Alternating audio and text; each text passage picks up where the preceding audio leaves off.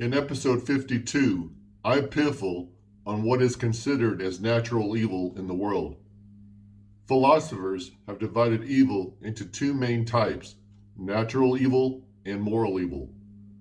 These two types of evil have been further subdivided into what is termed physical evil and metaphysical evil. Natural evil is that which only an omnipotent deity can be held morally responsible for.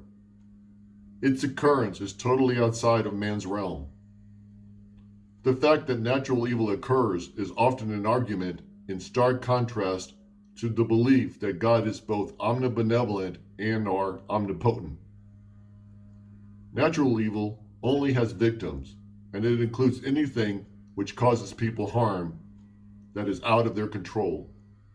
In general terms, natural evil is the result of natural processes. It is only identified from the perspective of those people who are harmed by it or are affected in a negative way. There are many types of natural evils, including birth defects, all forms of cancer, and natural disasters.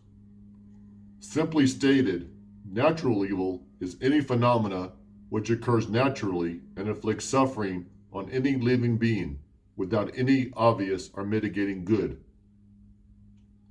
As humans continue to impact the earth in often negative ways, our understanding of natural evil is undergoing a change in perspective.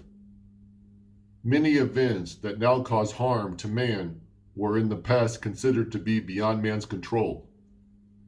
However, we are beginning to see the impact of natural disasters from a different perspective.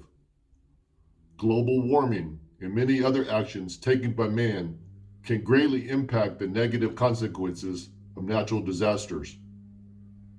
The Worldwide Fund for Nature, the WWF, says human activity is a key factor which can turn extreme weather events into greater natural disasters. Deforestation and floodplain development by humans are two examples of how man's actions can greatly exacerbate the damage that high rainfall amounts can cause by creating the added devastation of mudslides and more pervasive flooding.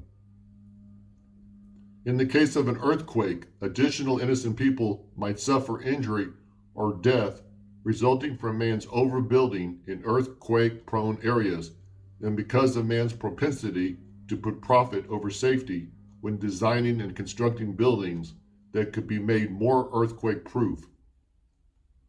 Wildfires that spread rapidly, destroy property, and take people's lives are not always the result solely of nature. Many fires that cause widespread destruction are caused by human action, such as building in wooded, fire-prone areas and failing to take the correct precautions. There is an abundance of evidence which points to the fact that some natural evil results from human intervention and other actions which are not always honorable. In this regard, natural evil can also contain elements of moral evil as well.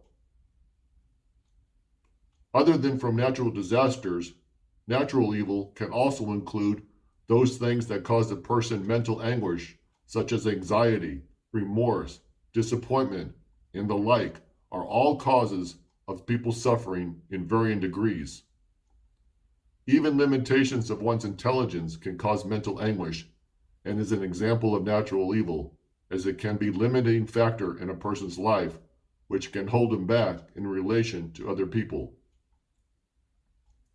Much like natural disasters, the severity of these types of maladies can be heightened because of man's bad actions.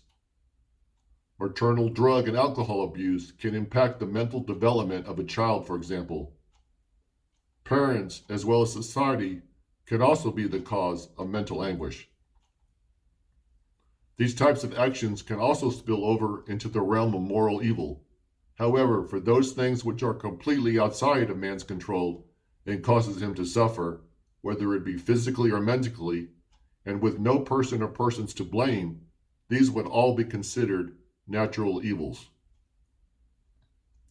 Many religions explain the existence of natural evil by claiming there is a difference between God's will and God's permission, They theorize that while God permits evil, he does not will it. Many religions point to the fact that God created the universe without evil being a factor, and that the primary cause for there being natural evil in the world is as a direct consequence of the fall of man, which affected not only human beings, but nature as well. Thank you for listening. I hope you will join me in my next video.